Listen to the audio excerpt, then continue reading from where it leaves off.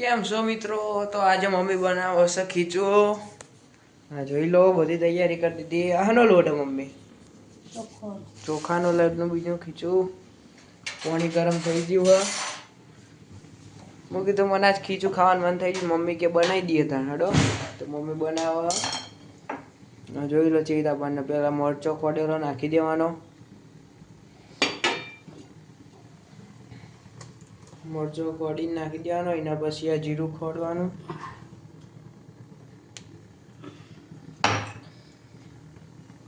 તમને ખીચું ભાવતું હોય તો હેડો ખાવા. હજુ હવે ચોખાનો લોટ નાખી દે એટલે ખીચું તૈયાર. હા ઉભરો આવ્યો મમ્મી. તો ભાઈઓ એક નંબર ખીચું તૈયાર થઈ ગયું હો. મજા આવશે ખાવાની. તમને ભાવતું હોય તો કહી દેજો, કમેન્ટમાં મોકલી દઈશું. તો બાય બાય. આજ માટે બસ આટલું જ.